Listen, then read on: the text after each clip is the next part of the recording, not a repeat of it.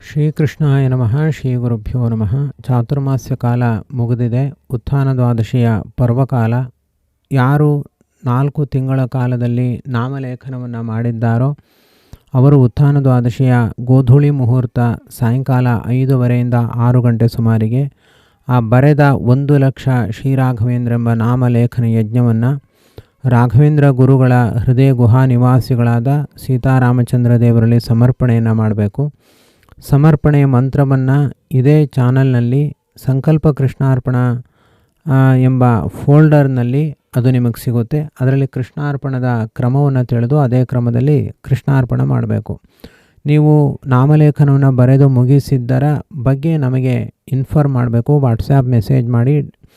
ಅನಂತರ ನಾವು ನಿಮಗೆ ಪ್ರಶಸ್ತಿ ಪತ್ರವನ್ನು ಕೂಡ ಕಳುಹಿಸಿಕೊಡ್ತೀವಿ. ಚಾತುರ್ಮಾಸ್ಯದ ಈ ಪರ್ವಕಾಲದಲ್ಲಿ ಯಾರು ಶ್ರೀರಾಘವೇಂದ್ರ ನಾಮಲೇಖನ ಯಜ್ಞವನ್ನು 1 ಲಕ್ಷ ಬಾರಿ ಮಾಡಿದ್ದಾರೆ, ವಿಶೇಷ ಫಲ ಅವರಿಗೆ ಉಂಟಾಗುತ್ತೆ. ಪದ್ಮನಾಭರೂಪಿಯಾದ ಪರಮಾತ್ಮ ಹಾಗೂ ಶ್ರೀಕರನಾರಾಯಣ ದೇವರು ಅತ್ಯದ್ಭುತವಾಗಿ ಅವರಿಗೆ ಅನುಗ್ರಹವನ್ನು ಉಂಟು ಮಾಡ್ತಾರೆ. ಶ್ರೀರಾಘವೇಂದ್ರ ಎಂಬುದು ಅದು ದೇವರದ್ದೇ ಹೆಸರು. ಅನಂತರ ವಾಯುದೇವರ ಹೆಸರು. ಅದನ್ನೇ ಶ್ರೀರಾಘವೇಂದ್ರ ಸ್ವಾಮಿಗಳು ತಮ್ಮ ಹೆಸರನ್ನಾಗಿ ಅದನ್ನು ಸ್ವೀಕಾರ ಮಾಡಿದ್ದಾರೆ. ಅದು ಕೂಡ ದೇವರ ಹಾಗೂ ದೇವತೆಗಳ ಪ್ರೇರಣೆಯಂತೆ ಅವರು ಆ ಹೆಸರನ್ನು ಧಾರಣೆ ಮಾಡಿದ್ದಾರೆ. ಶ್ರೀ ರಾಘವೇಂದ್ರ ಎಂಬ ಹೆಸರಿನಲ್ಲಿ ಎಲ್ಲ ವಿಧವಾದ ಚಮತ್ಕಾರಗಳು, ಪಾಪ ಪರಿಹಾರಕ ಉಪಾಯಗಳು ಎಲ್ಲವೂ ಕೂಡ ಅಡಗಿವೆ.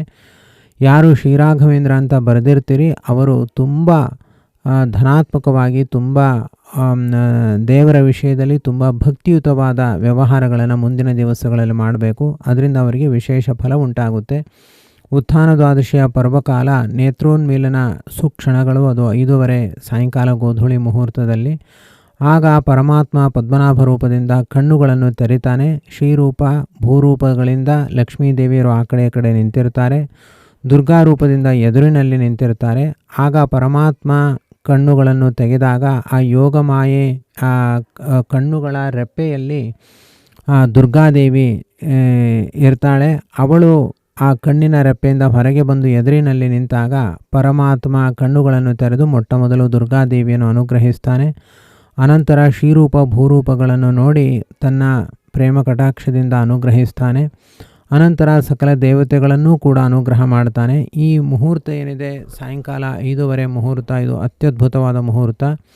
ಯಾರೂ ಕೂಡ ಈ ಸಮಯವನ್ನು ವ್ಯರ್ಥ ಮಾಡಿಕೊಳ್ಬೇಡಿ.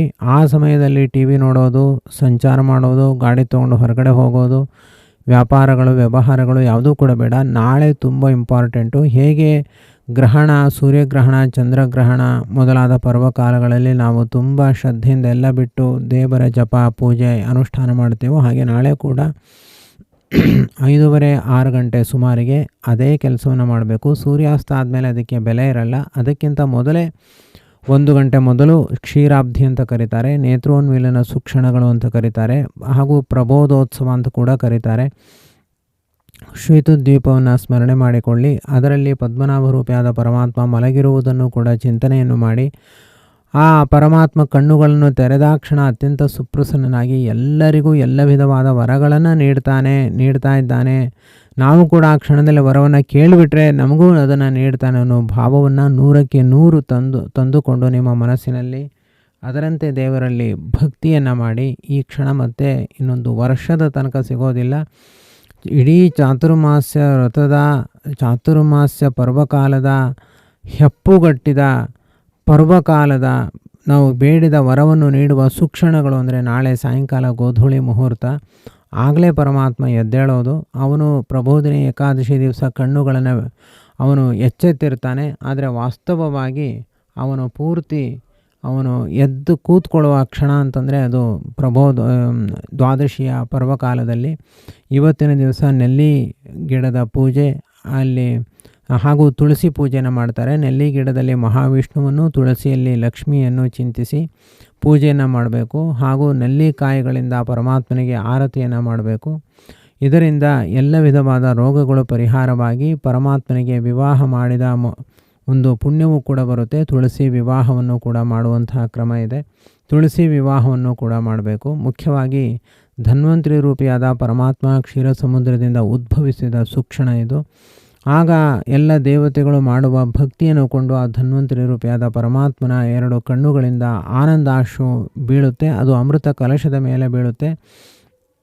ಅದೇ ತುಳಸಿಯಾಗಿ ಪರಿಣಾಮವನ್ನು ಹೊಂದುತ್ತೆ. ಪರಮಾತ್ಮ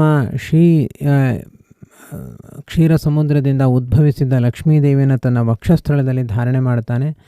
ಕೌಸ್ತುಭ ಮಾಲೆಯನ್ನು ಕೂಡ ತನ್ನ ಕಂಠದಲ್ಲಿ ಧಾರಣೆ ಮಾಡ್ತಾನೆ. ಅದೇ ಕ್ಷೀರ ಸಮುದ್ರದಿಂದ ಉದ್ಭವಿಸಿದ ತುಳಸಿಯನ್ನು ದೇಹದ ಯಾವುದೋ ಒಂದು ಅಂಗದಲ್ಲಿ ಧಾರಣೆ ಮಾಡೋದಿಲ್ಲ. ಅವನು ಪಾದದಿಂದ ಶಿರಸ್ಸಿನ ತನಕ ಪ್ರತಿಯೊಂದು ಅಂಗಾಂಗಗಳಲ್ಲೂ ಕೂಡ ತುಳಸಿಯನ್ನು ಧಾರಣೆ ಮಾಡ್ತಾನೆ. ಇದರಿಂದಲೇ ನಮಗೆ ಗೊತ್ತಾಗುತ್ತೆ ತುಳಸಿ ಅನ್ನುವಂಥದ್ದು ಎಷ್ಟು ಶ್ರೇಷ್ಠ ಅಂತ. ತುಳಸಿ ಅನ್ನುವಂತಹ ಪದವೇ ಹೇಳುವಂತೆ ತುಳಾಂಸತಿ, ಅದಕ್ಕೆ ಸರಿಸಾಟಿಯಾದ ಮತ್ತೊಂದು ಪದಾರ್ಥವೇ ಈ ಭೂಲೋಕದಲ್ಲಿ ಇಲ್ಲ. ಆದ್ದರಿಂದ ಅದು ತುಳಾಂಸತಿ, ಆದ್ದರಿಂದ ಅದು ತುಳಸಿ ಅನ್ನುವಂಥ ಹೆಸರನ್ನು ಹೊಂದಿದೆ. ಮನೆಯ ಮುಂದೆ ಯಾರು ತುಳಸಿ ಗಿಡವನ್ನು ಬೆಳೆಸ್ತಾರೋ, ಆ ತುಳಸಿ ವೃಂದಾವನವನ್ನು ಯಾರು ಇಡ್ತಾರೋ ಅವರ ಮನೆಯ ಒಳಗಡೆ ಯಾವ ದುಷ್ಟಶಕ್ತಿಗಳು ಕೂಡ ಪ್ರವೇಶ ಮಾಡೋದೇ ಇಲ್ಲ.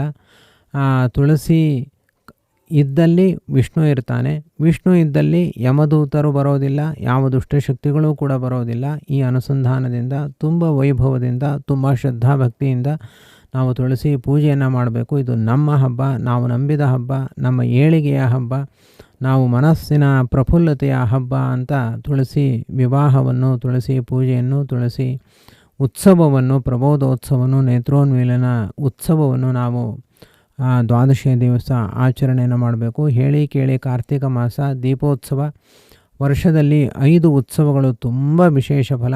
ಅದರಲ್ಲಿ ಕಾರ್ತಿಕೋತ್ಸವ ಅನ್ನುವಂಥದ್ದು ಇದೇ ದ್ವಾದಶಿ. ಕಾರ್ತಿಕೋತ್ಸವ ಅಂತಂದರೆ ಅನೇಕ ದೀಪಗಳ ಸಾಲನ್ನು ಇಟ್ಟು ಅದರಲ್ಲಿ ಪರಮಾತ್ಮನನ್ನು ಚಿಂತನೆ ಮಾಡಿ ಪೂಜೆ ಮಾಡುವಂಥದ್ದು. ಇದು ತುಂಬ ವಿಶೇಷ ಫಲದಾಯಕ. ಇಂತಹ ಕಾರ್ತಿಕೋತ್ಸವವನ್ನು ಮಾಡುವ ಮೂಲಕವಾಗಿ ನಾವು ಆ ಪರಮಾತ್ಮನ ಕೃಪೆಗೆ ಭಾಜನರಾಗೋಣ. ಶ್ರೀಕೃಷ್ಣಾರ್ಪಣಮಸ್ತು.